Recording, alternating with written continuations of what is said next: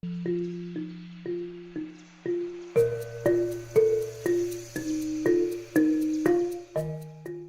abad 20, Sempur yang kita kenal hari ini bukanlah satu kawasan kecil. Ia merupakan bagian dari wilayah yang lebih luas, disebut Kedung Halang, sebuah daerah yang mencakup Sempur Kidul, Sempur Kaler, Kampung Rambutan, Lebak Pilar, hingga ke wilayah yang kini dikenal sebagai Taman Kencana.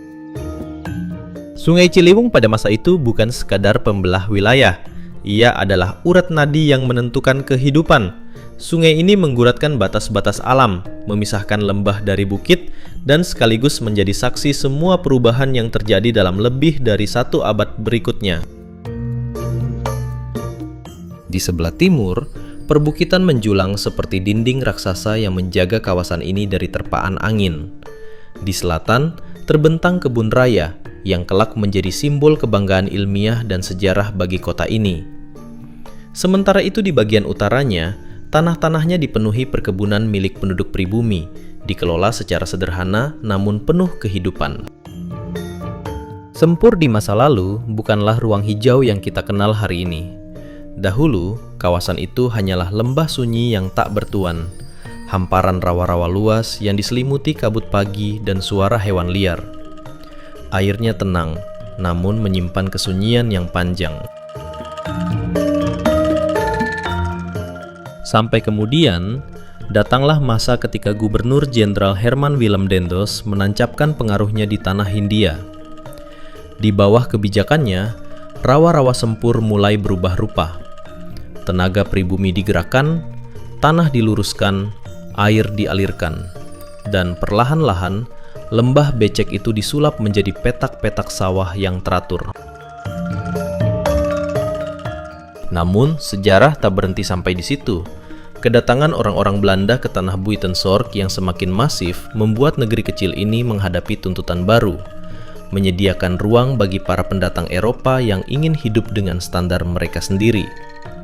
Kota yang tadinya sederhana, kini harus menyiapkan lahan pemukiman khusus.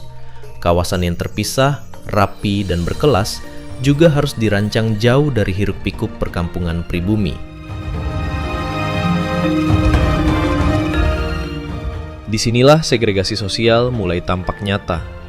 Jalan, rumah, hingga tata ruang kota, semuanya perlahan dibentuk untuk membedakan siapa yang berhak tinggal di pusat kenyamanan dan siapa yang harus tetap berada di pinggiran.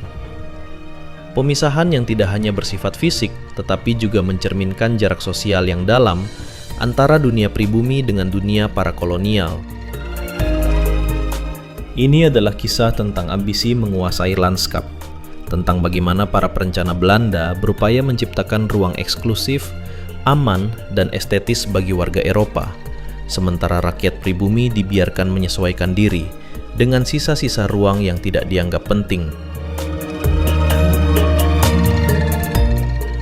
Disinilah muncul peran seorang tokoh penting, Insinyur Thomas Karsten, seorang arsitek visioner Belanda yang sejak 1914 telah memikat perhatian lewat keberhasilannya merancang kota-kota besar di Pulau Jawa. Reputasinya sebagai perencana kota modern membuat namanya melesat di Hindia Belanda, dan pada tahun 1917, gaung itu akhirnya membawanya ke Buitenzorg. Dewan Kota mengundang Karsten dengan sebuah tujuan ambisius, memperluas kota ke arah timur, ke wilayah-wilayah yang selama ini nyaris tak tersentuh, Kedung Halang dan Sempur, yang kala itu masih berupa tanah berbukit, lembah dalam, serta pemukiman kecil sederhana yang hidup berdampingan dengan alam. Karsten melihat Buitenzorg bukan hanya sebagai kota kolonial yang nyaman bagi pejabat Eropa, tetapi sebagai ruang yang harus diatur dengan visi jangka panjang. Di atas kertas-kertas rancangannya, ia mulai membayangkan kota yang tertata fungsional, memisahkan zona hunian, ruang publik, area pemerintahan, dan jalur sirkulasi.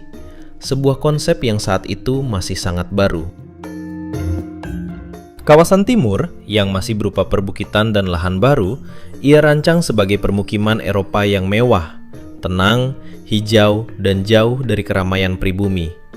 Sementara jalur utara selatan di sepanjang Sungai Ciliwung ditetapkan sebagai ruang bagi komunitas pribumi, membentuk batas sosial yang secara halus namun tegas memisahkan dua dunia.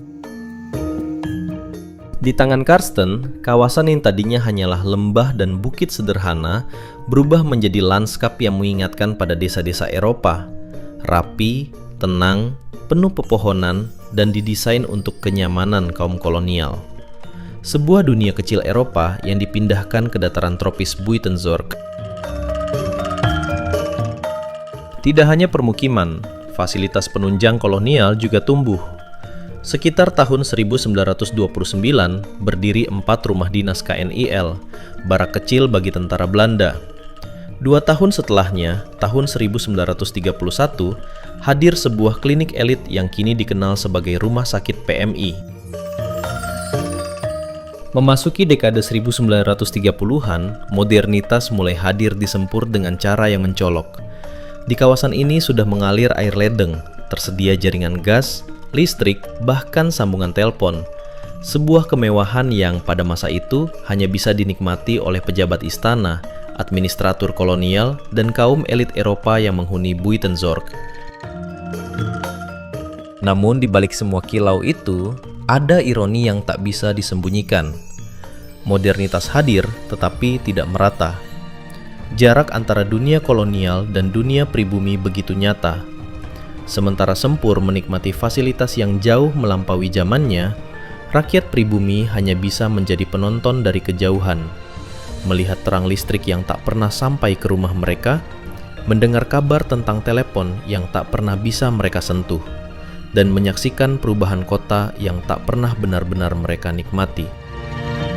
Inilah sisi kelam penjajahan, ketika kemajuan dibangun bukan untuk semua, tetapi untuk segelintir yang berkuasa. Di tengah semua itu, sebuah ruang hijau menjadi simbol keseimbangan, Lapangan Sempur. Dibangun sekitar 1927 hingga 1930, lapangan ini didesain Karsten sebagai ruang publik yang berada tepat di antara permukiman Eropa dan pribumi. Sebuah titik temu dua dunia yang berbeda.